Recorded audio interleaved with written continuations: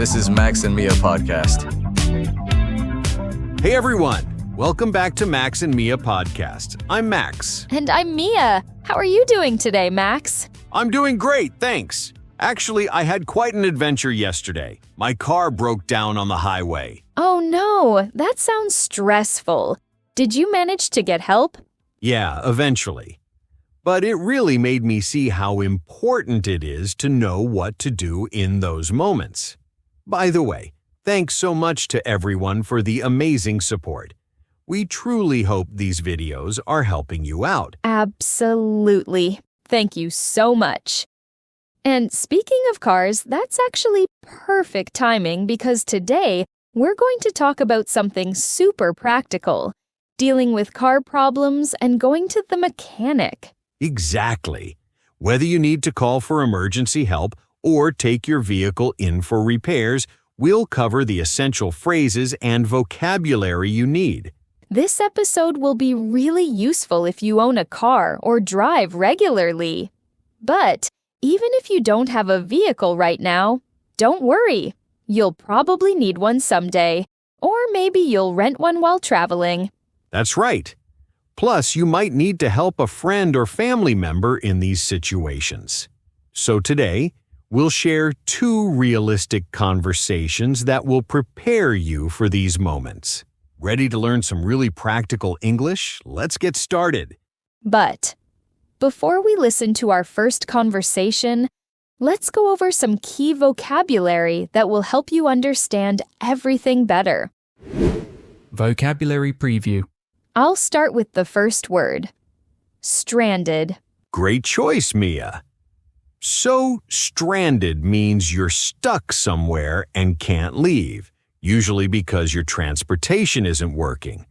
For example, when my car battery died in the parking lot, I was completely stranded until my friend came to help me. Perfect example, Max. And here's another one. The family got stranded on the mountain road when their engine overheated during the snowstorm. Exactly. Now my word is tow. This means to pull a vehicle using another vehicle, usually with a rope, chain, or special equipment.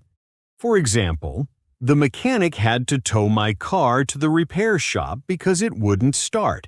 Nice. And here's my example. After the accident, they needed to tow both cars off the highway to clear the traffic. The third word is hood. That's the front part of your car that you can lift up to see the engine underneath. For example, I heard a strange noise, so I pulled over and checked under the hood to see what was wrong. Good one. Here's another example. Black smoke was coming from under the hood, so I knew something serious was happening with the engine. My next word is jumpstart. This means to start a car with a dead battery by connecting it to another car's battery with special cables. For example, my neighbor helped me jumpstart my car this morning because I left the lights on all night. That's super useful. Another example. The roadside assistance guy said he could jumpstart my car, but if that didn't work, he'd have to tow it. Our final word is breakdown. This is when your car stops working and you can't drive it anymore. For example, I had a breakdown on the freeway during rush hour. It was terrible timing. Absolutely. And here's another example. She called her insurance company right after the breakdown to see if they covered towing services. All right, everyone. Now that we know these important words, let's listen to our first conversation about an emergency situation.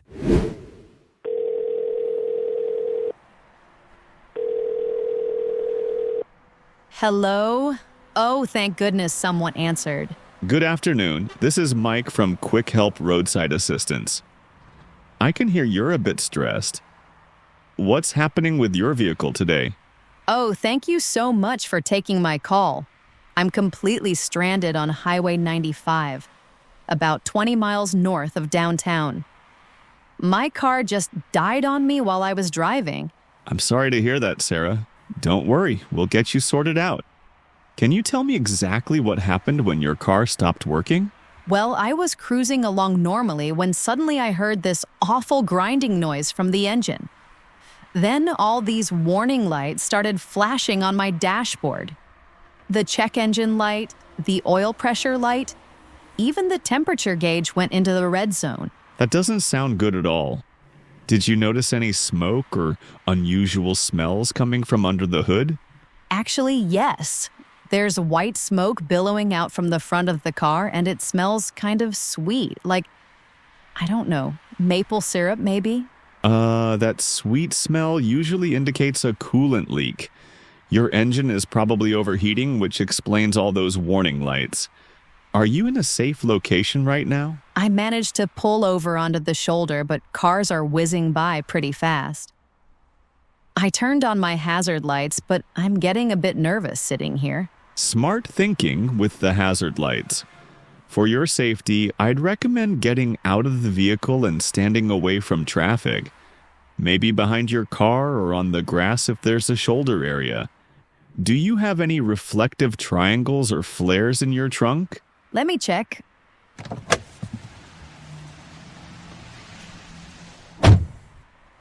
I found some triangles. Should I set them up? Absolutely. Place one about 50 feet behind your car. That'll give other drivers plenty of warning. Now, let me get some information to send help your way. What's your exact location? I'm on the northbound side of Highway 95, and I can see a green sign that says Riverside Exit 3 miles. There's also a big billboard for Murphy's Diner nearby. Perfect. I know exactly where you are. What kind of vehicle are we dealing with? It's a 2019 Honda Civic. Silver color. The license plate is, let me see. Delta Charlie 7492. Got it. Now, based on what you've described, the overheating, the coolant leak, and all those dashboard warnings, this isn't something we can fix roadside. We'll need to tow your car to a repair facility. Oh no, really? I was hoping maybe it was just something simple, like needing more oil or something. I understand your disappointment, but engine overheating can cause serious damage if we try to drive it. The good news is that we can have a tow truck there within 30 minutes. Do you have a preferred mechanic, or should we take it to the nearest certified repair shop? I don't really have a regular mechanic. What would you recommend? There's Pete's Auto Repair about 10 minutes from your location. They're honest, reasonably priced, and they specialize in Honda vehicles. Plus, they can give you a free estimate before doing any work. That sounds perfect. Will they be able to look at it today? I'll call them right now to let them know you're coming. They usually stay open until 6, so there should be enough time for them to at least diagnose the problem today. You're a lifesaver. What about getting home, though? I live about 40 minutes away. No problem at all. Our tow truck driver, Tony, can give you a ride to the repair shop. From there, Pete's shop often provides loaner vehicles for customers, or they can help you arrange alternative transportation. This is such a relief. I was imagining being stuck here all night. How much will the towing cost? The towing service within a 15-mile radius is covered under your premium roadside assistance plan. Since Pete's shop is only 10 minutes away, you won't have any charges today. Oh, wow. I forgot I had that coverage. My dad insisted I get it when I bought the car. I guess he was right. Your dad sounds like a smart guy. Okay, Tony should be arriving in a red tow truck with "Quick Help" written on the side. He'll have your information, but just to be safe, he'll ask for your name and phone number to confirm. Perfect. Should I wait in the car or outside? Stay outside the vehicle, but keep an eye on your belongings inside. Tony will help you gather your things before loading the car onto the truck. Thank you so much, Mike. You've made this whole nightmare so much easier to handle. That's what we're here for, Sarah. Tony will take great care of you, and Pete's shop will get your Honda running like new again. Is there anything else I can help you with today? I think that covers everything. You've been absolutely wonderful. Glad I could help. Drive safely once you get back on the road. And don't hesitate to call if you need us again. I will. Thanks again, and have a great afternoon. You too, Sarah. Take care. Wow, that was a really comprehensive conversation. I love how Mike handled that situation. He was so professional and reassuring. Absolutely. Did you notice how he immediately acknowledged Sarah's stress? He said, "I can hear you're a bit stressed," right at the beginning. That's such a great way to show empathy and build trust. Yes. And Sarah did something really smart, too. She gave very specific details about what was happening. She didn't just say, "My car broke down." She described the grinding noise, the warning lights, even that sweet smell. You're absolutely right, Max. The more details you can provide, the better help you'll receive. And speaking of details, did you catch how Mike asked about her exact location? He didn't just accept Highway 95. Right. He wanted landmarks, the exit sign, the billboard. That's really important because when you're stressed, it's easy to give vague directions. Emergency responders need precise locations. Something else I noticed was that Sarah mentioned she turned on her hazard lights and pulled over safely. That's crucial.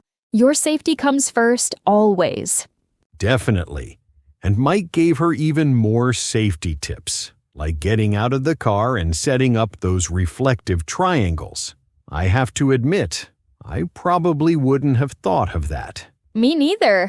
It's one of those things you don't think about until you need it. But here's something interesting. Did you notice how Mike explained the problem in simple terms? He said, "That sweet smell usually indicates a coolant leak," instead of using complicated technical language. That's so important. When you're dealing with car problems, mechanics and service people should explain things clearly. Don't be afraid to ask, "What does that mean?" if they use terms you don't understand. Exactly. And here's a cultural tip. In North America, roadside assistance operators are usually very helpful and patient, just like Mike was. They're used to dealing with stressed people, so don't worry about sounding panicked. Good point. Also, did you notice how Sarah asked about cost? That's totally normal and expected. Most people want to know what they're paying for, especially in emergency situations. Yes. And Mike was transparent about the coverage. That's another tip. Know what your insurance covers before you need it. Sarah was lucky her dad got her that premium plan.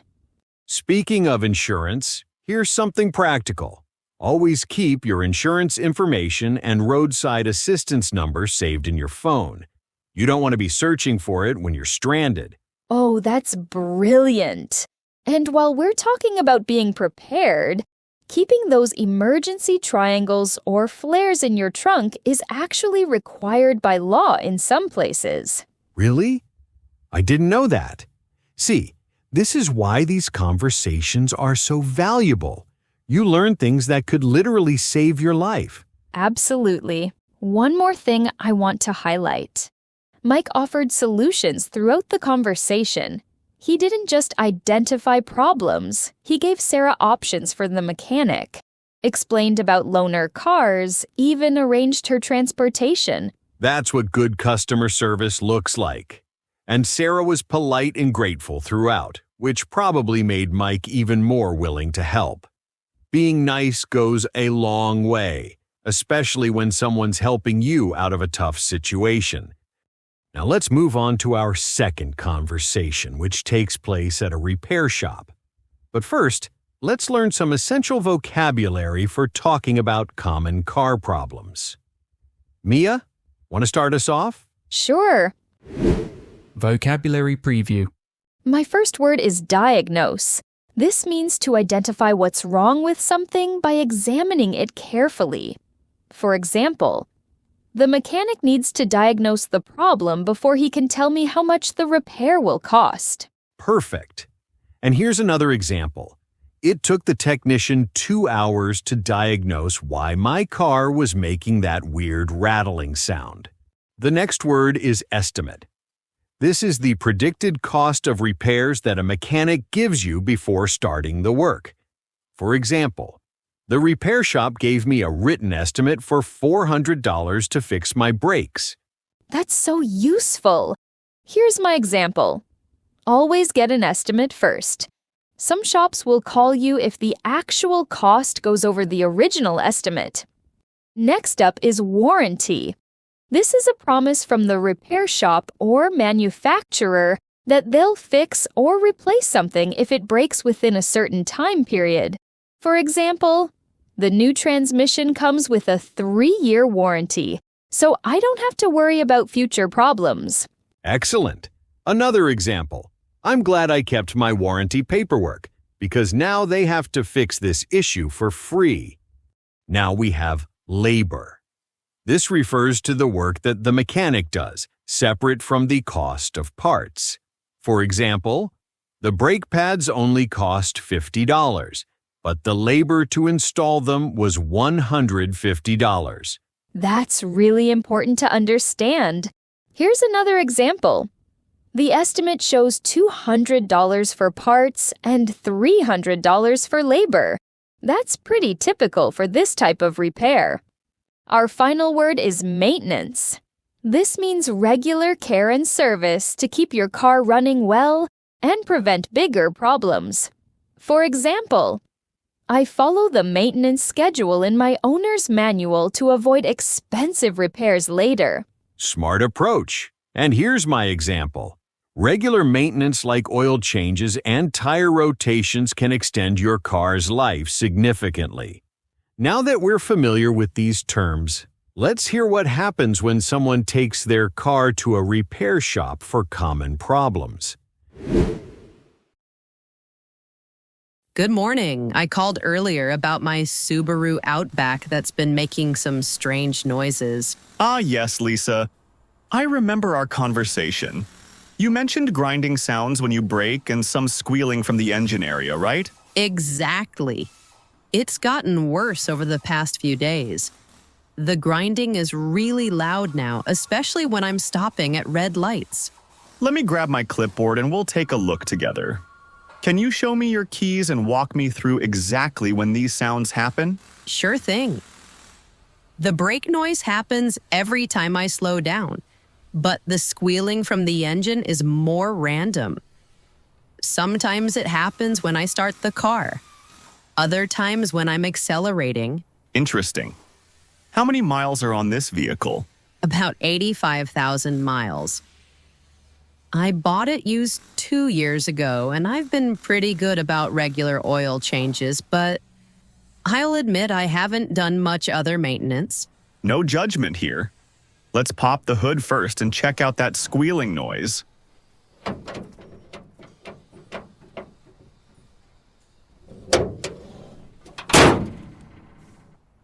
Ah, I see the issue immediately. Your serpentine belt is pretty worn. See how frayed the edges are? Oh, wow, it does look pretty rough. Is that dangerous? It's not immediately dangerous, but if it snaps while you're driving, you'll lose power steering and your alternator won't charge the battery. Plus, your air conditioning won't work. I'd recommend replacing it soon. How much would that cost? The belt itself is about $35, and the labor would be around $80. It's a fairly straightforward job. Should take about an hour. Now let's check those brakes. Mind if I take it for a quick test drive? Of course. Should I come with you? Actually, it's better if I go alone. I can focus on listening to the sounds without distractions. I'll be back in about 10 minutes. Sounds good. I'll wait here.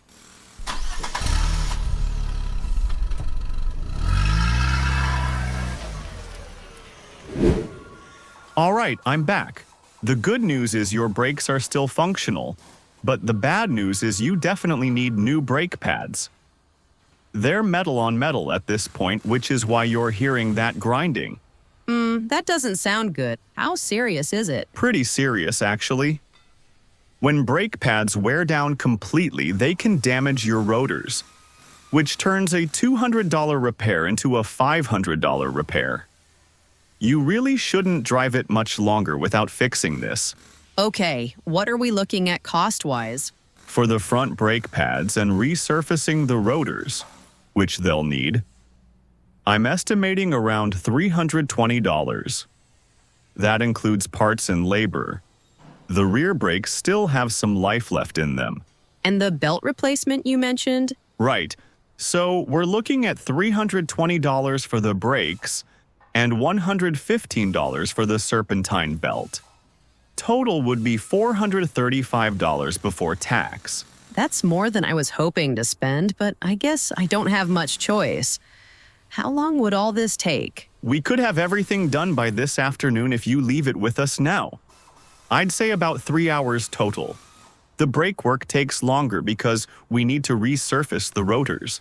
Do you offer any kind of warranty on the work? Absolutely.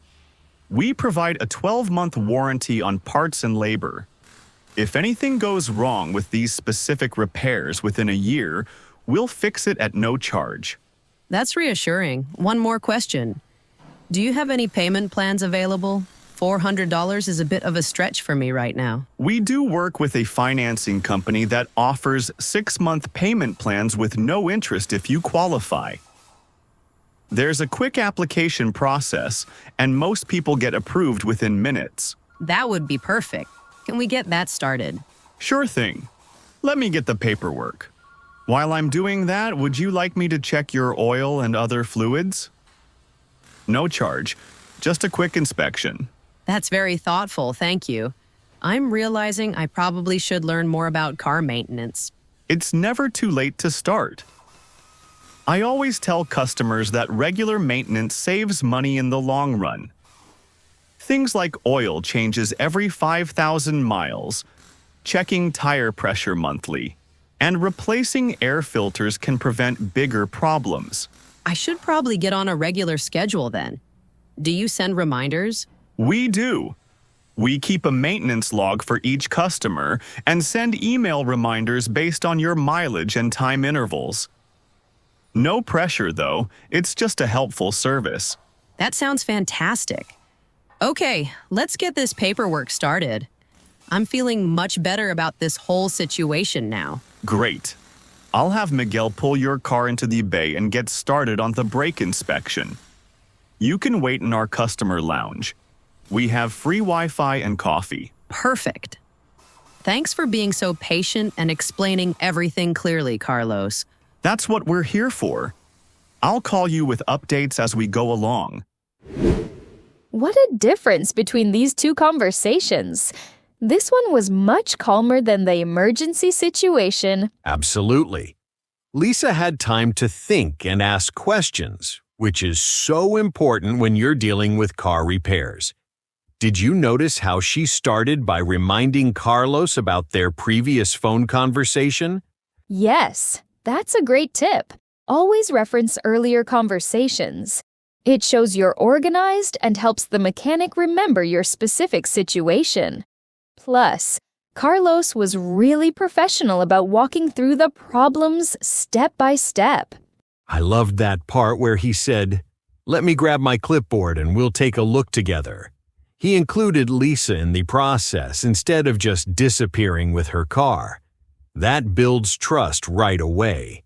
And when he showed her the frayed serpentine belt under the hood, that visual explanation was perfect. Sometimes you need to see the problem to understand why you're paying for it. That's such an important point, Mia. Don't be afraid to ask mechanics to show you what's wrong. A good shop will always be willing to explain and demonstrate the issues. Right. And Lisa asked some really smart questions, too. She wanted to know if the belt problem was dangerous. She asked about costs up front. And she inquired about warranties. Those are all things you should always ask. The warranty question was brilliant. 12 months on parts and labor is pretty standard, but some shops only offer 90 days. It's definitely worth asking about before you agree to any work. And can we talk about how Carlos handled the cost discussion? He broke everything down clearly. $35 for the belt, $80 for labor. No hidden surprises. That's how it should be done. Yes, transparency is key, and I really appreciated how he explained the consequences of waiting, like how worn brake pads can damage the rotors and turn a $200 repair into a $500 repair. That helps you prioritize. That's such valuable information. It shows why preventive maintenance is so important. Speaking of which, did you catch his advice about regular oil changes and checking tire pressure? I did, and the maintenance reminder service they offer sounds fantastic. I wish I had something like that. I'm terrible at remembering when my car needs service. Me too. But here's something I found interesting. Lisa was honest about her budget constraints. She didn't pretend she could easily afford $435. And Carlos responded with a helpful financing option. That's a great point. Many people feel embarrassed about money issues, but most reputable shops understand that car repairs can be expensive. They often have payment plans or can suggest which repairs are most urgent. Exactly. Carlos prioritized the brake work because it was a safety issue, but he could have suggested doing the belt replacement later if money was really tight. And did you notice how he offered to check the oil and other fluids for free?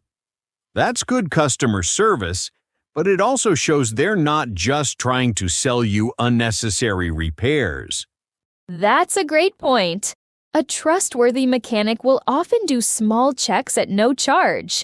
It builds goodwill and helps catch problems early. But here's a cultural tip. In North America, it's completely normal to ask for written estimates and to shop around if you're not comfortable with the price. Absolutely. You're never obligated to have work done at the first shop you visit. Though in Lisa's case, Carlos seemed honest and transparent. Plus, they offered financing and a good warranty. That's true.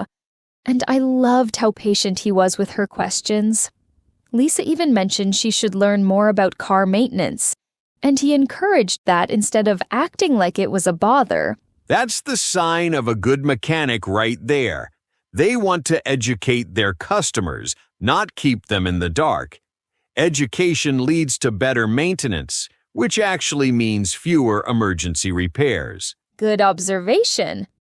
So the key takeaway is that a good repair shop experience should feel collaborative, See you not later, intimidating. everyone. Bye for now, You should everyone. leave feeling informed and confident about the work being done. Well, that brings us to the end of today's episode. We've covered everything from emergency roadside situations to dealing with common car problems at the repair shop. It's been such a practical episode.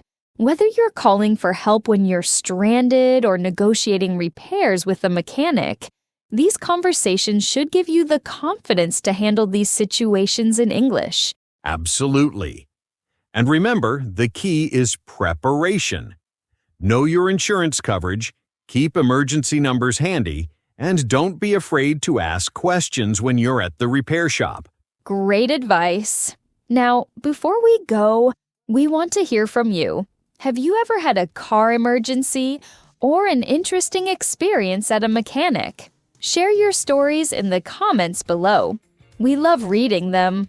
Yes, and if you found this episode helpful, please give us a thumbs up and hit that subscribe button. It really helps other English learners find our content. Speaking of which, what topics would you like us to cover in future episodes? Leave your suggestions in the comments. We read every single one and often use your ideas for new episodes. That's right. And don't forget to ring that notification bell so you never miss a new episode. We post fresh content every week to help you improve your conversational English. And for those of you who want to practice these conversations, we've created a PDF worksheet with all the key vocabulary and phrases from today's episode. The download link is in the description. Such a good resource. All right, everyone, that's a wrap for today. Thanks for spending time with us. And remember, practice makes progress, not perfection. Couldn't have said it better myself. Until next time, keep practicing, keep learning, and drive safely out there.